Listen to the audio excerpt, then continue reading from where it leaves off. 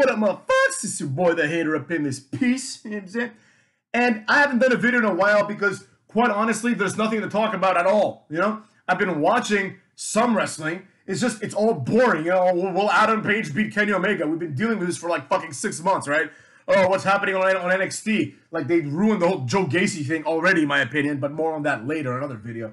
So that's one thing that I do want to talk about, but more importantly than that, and perhaps more relevantly and more currently than that, are the recent releases, right? So I'm out there trying to find things to talk about, you know? And sometimes, you know, the gods of wrestling just bless you and just give you things to talk about. Now, before we delve into this video, I do want to say that I get no pleasure from any of this, you know?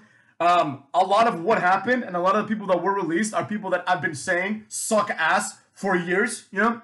But I don't get pleasure from this, you know? At the end of the day, these are people, and these are people's jobs. And I'm not happy that most of these people got released. Actually, I'm not happy that anyone got released. If there were a way for WWE to just pay people forever and no one were to get released, that'd be ideal. But guess what, motherfuckers? We don't live in that world. We live in this world. And in this world, a lot of people got released. So, let's talk about some of them. First of all, we have Ember Moon. This girl has accomplished absolutely nothing. There was never a reason to sign her. All right? This is a big, big problem in WWE. There's a lot of people like Ember Moon, like Sami Zayn. Like, I don't even know why they're there. Like, why is Sami Zayn there? He's been there for like 10 years.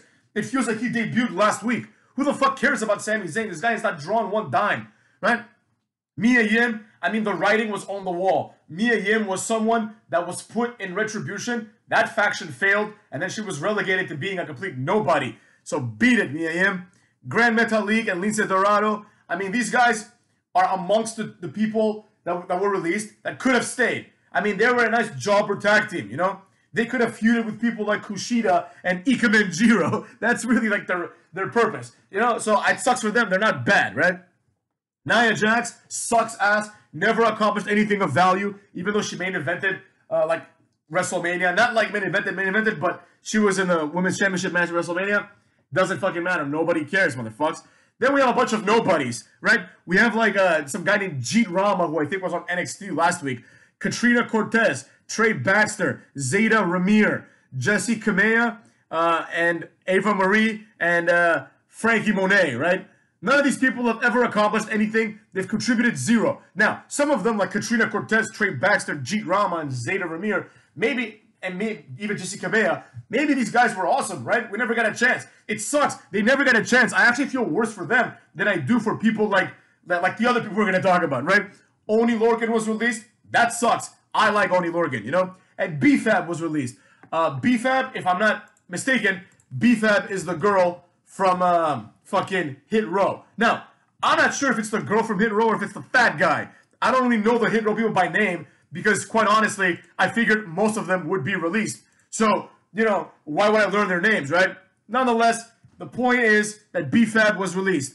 I think B-Fab is the girl, and if it's the girl, she shouldn't have been released. I would have released the fat guy instead. Because the girl that provides like a dynamic, you know? It's like a group that has guys and girls. Now, B-Fab had like one match, so she didn't really get a chance either, but she got more of a chance than people like Zeta Ramir, you know?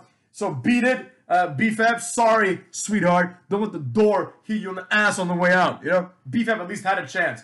She wasn't really good. There wasn't anything special about her, but she did have a chance. Then we have Ava Marie and Scarlet Bordeaux. I mean, Ava Marie was used primarily, I guess, to bring Doudrop into the main roster. That's a waste of everyone's time. Doudrop is already on her way out, if you ask me. Then Scarlet Bordeaux, who was released along with her real-life boyfriend, husband, whatever, Karrion Kross. We'll talk about that guy in a second. But first, Keith Lee. Now, Keith Lee and Karrion Kross are obviously the two people that were released in this crop that people are going to be most upset about, along with Nia Jax, right? But let me tell you guys the truth, all right, like I've been doing for a long time. In the internet wrestling community, and I'm not going to sit here and, you know, pontificate and focus on that a lot, but I do get the impression that a lot of people do not dig deep enough, right? They just look at something and they're like, I think I like it, and then they just keep going with that narrative, right? They don't scratch the surface. So to a lot of people, and I've been predicting this for 6 months, to a lot of people it'll be like, wow, WWE dropped the ball with Karrion Kross and Keith Lee. But to someone like me, who I like to hold myself to a higher standard than most people, I dug a little deeper and I realized a long time ago that Keith Lee and Karrion Kross were on their way out. And I've been saying this for a while. Keith Lee, not so much. That's a more of a recent thing, you know? But the writing was on the wall. Keith Bearcat Lee? More like Keith Beat It Lee. Get out of here, jabroni. You know, that's the truth, motherfuckers. That's the truth. Keith Lee is one of those guys who is athletic and does big power moves. But Keith Lee is boring, all right? A lot of people kept saying, like CM Punk's like, Keith Lee should win the Royal Rumble. Shut the fuck up. These are people that don't understand wrestling, and more importantly, don't understand what it's like to be cool. It's as simple as that. Keith Lee is just this smiling goof. He's a smiling fat guy, right? And his entire thing is like, I have so much presence, bask in my glory. And then he delivers promos like this. And that's all he's been doing for like 5 years in this company. He's accomplished nothing of value. You know, the NXT title, as we've seen now, means zero, motherfuckers. It means nothing, the NXT title, right? And then you have Karrion Kross, who, you know, I feel bad for him because, you know, he's a human being, and I got nothing against the human being, you know? I hope that all these people find success elsewhere. But the facts are what the facts are, and the truth speaks for itself in this case, motherfuckers. Since day one, I've been saying Karrion Kross sucks, you know, and nobody, not one person, has been able to provide one counterpoint as to why he doesn't suck. Everyone just says things like, look at his old promos.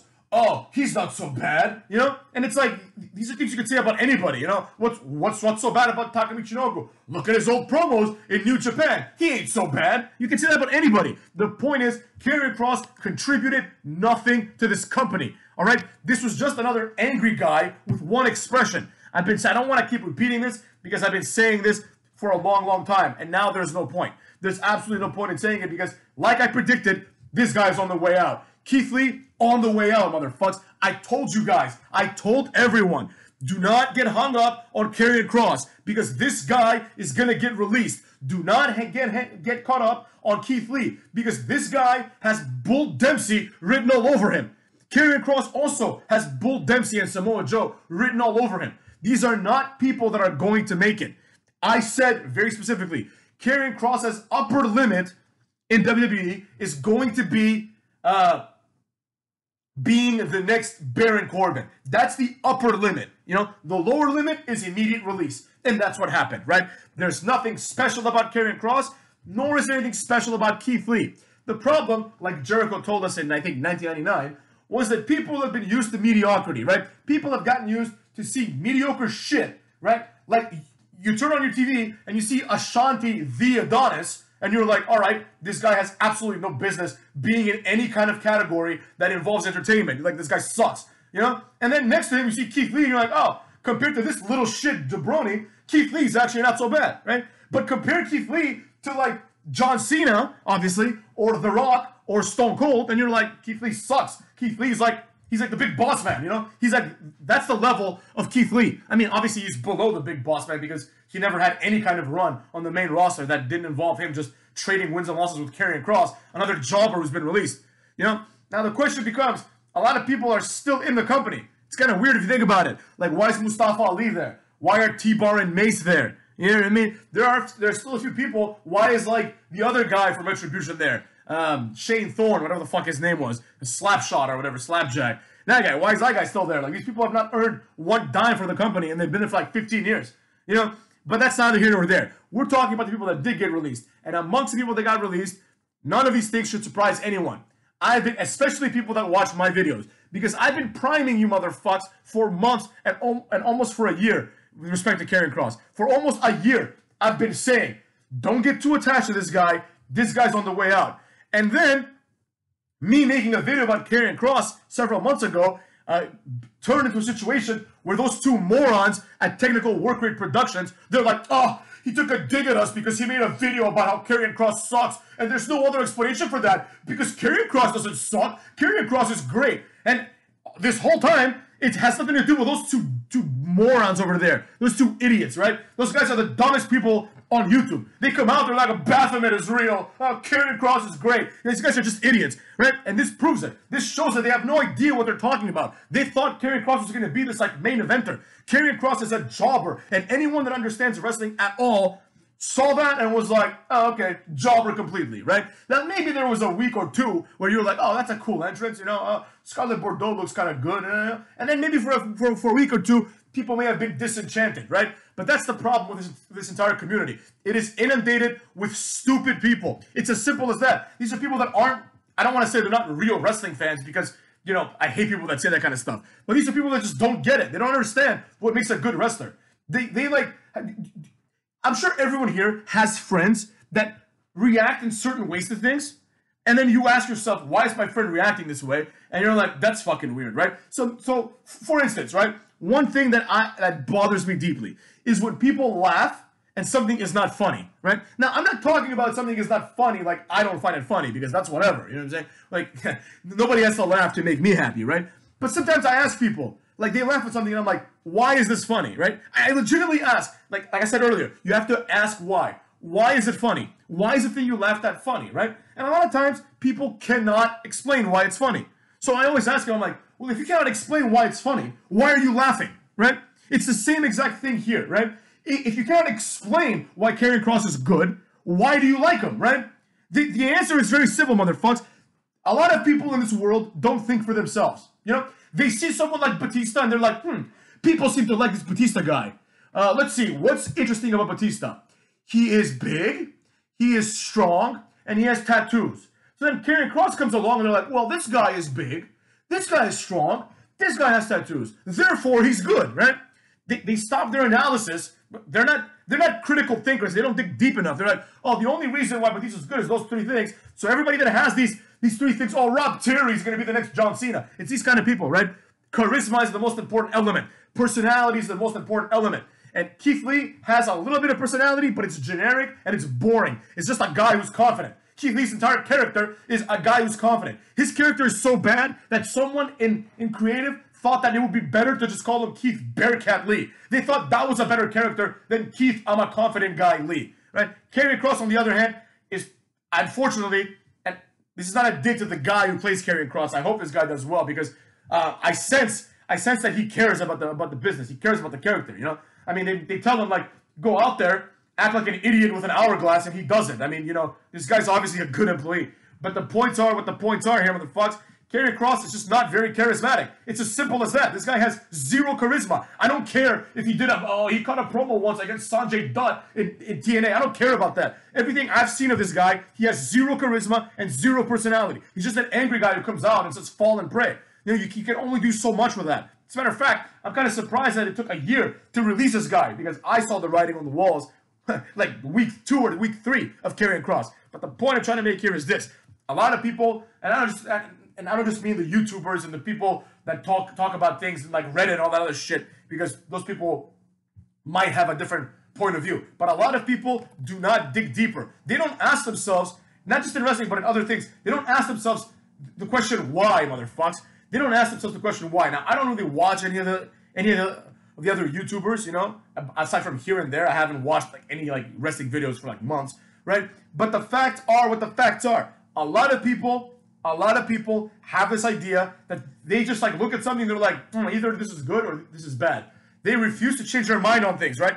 Perfect example, your boy. I see Keith Lee, I'm like, this guy's good. Then eventually I'm like, oh, wait a second, this guy sucks. I was wrong. This guy's not good. He's a piece of shit, you know? Karrion Kross was one of these people that really, like, split a lot of wrestling fans, right? Some people were convinced for no reason whatsoever that this guy was great, right? The people that I say are great, I don't think anyone that I like has been released in the last, like, 10 years. except for people that have quit. I don't think there's been one person that I like that I'm like, this guy's good, that WWE has been like, you're fired, kid. Not one, you know? Like, there's a reason for that, because I understand what is good, and I understand what is bad. But a lot of people, a lot of smarts, their favorite motherfucks keep getting released or leaving, you know, being disgruntled employees, right?